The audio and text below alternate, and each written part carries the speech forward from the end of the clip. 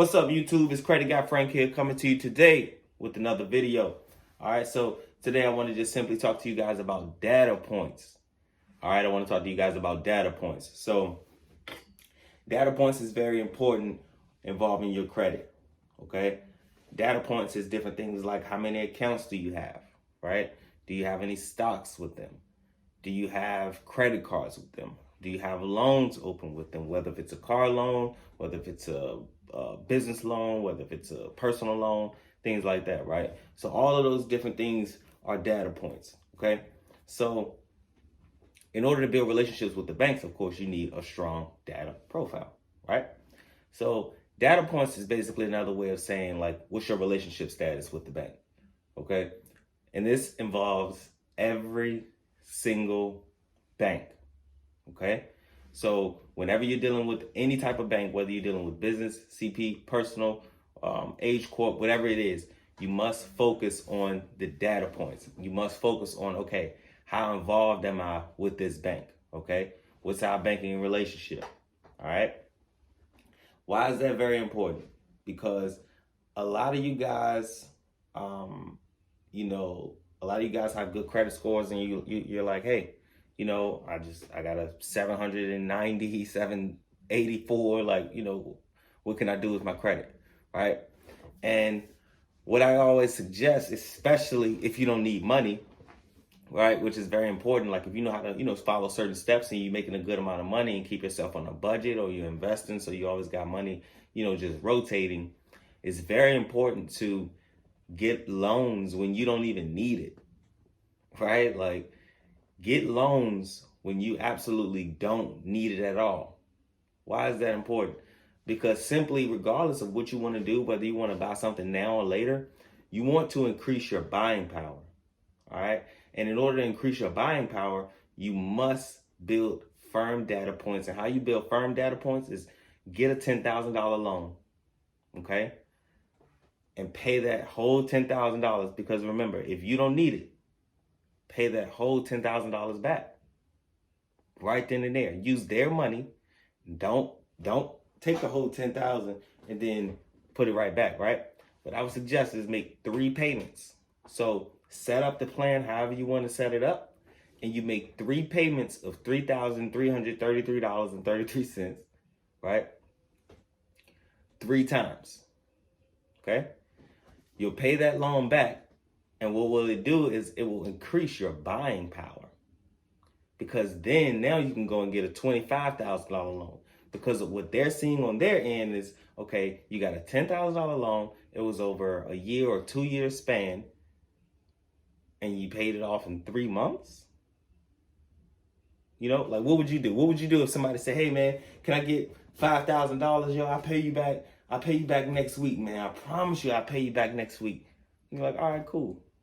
You throw him the 5, and he pay you back in 2 days.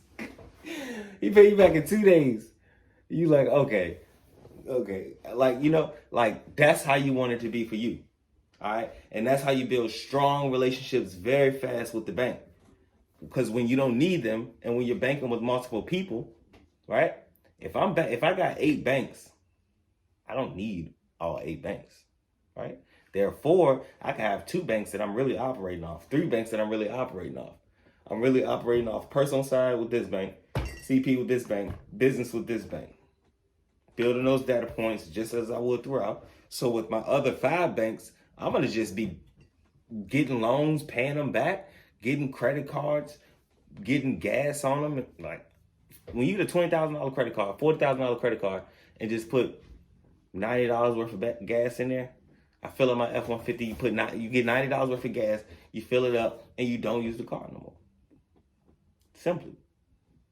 And just let those data points just build up, right? Make sure you pay that minimum. Oh, another hack is when you're paying, right? Let's say, well, I'll show you guys how to transfer and do different things like that with QuickBooks. All right, so hit me up for that kind of information, but I'll show you that already. But when you are paying every single month, okay, you have your due date. All right, let's say your due date, your minimum is $100.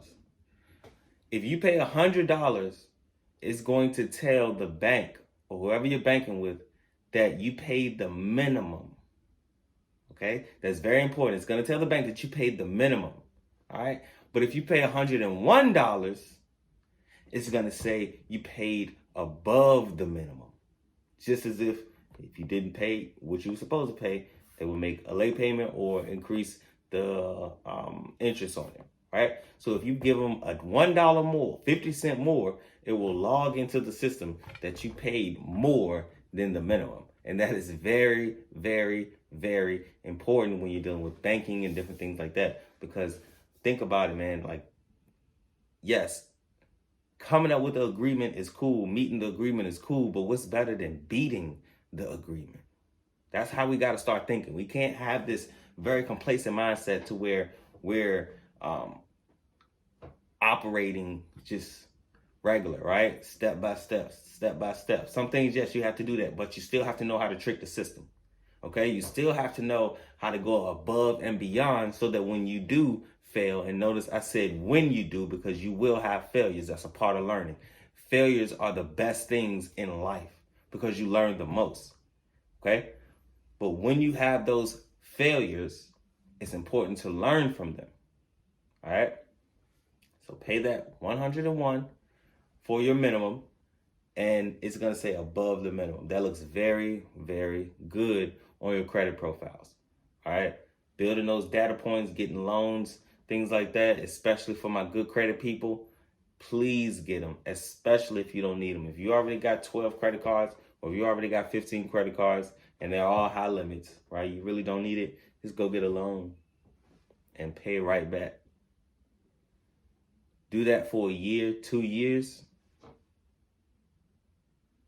consistently, because you don't need it. And remember, the more money you get, the less your utilization is. So the more credit you have, the more power you have, the more buying power you have, the less your utilization is.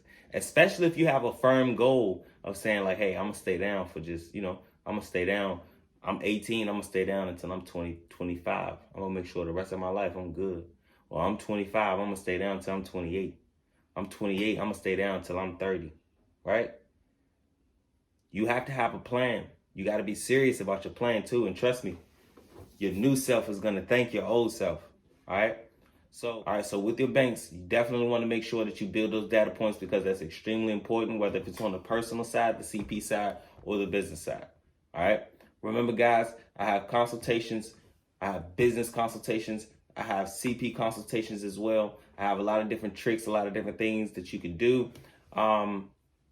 Also, if you have a few questions, I don't charge for that, so feel free to just hit me up and, let's just have a conversation. You know what I'm saying? I'm about to start giveaways after this Sunday. We're starting the giveaways again. I will let you guys know in my further videos, so follow this content. All right, if you haven't watched my old videos, make sure you scroll down, check the old videos because I drop a lot of gems. I give a lot of value in my videos. Make sure you guys have a great day. It's Credit Guy Frank here. I'm out.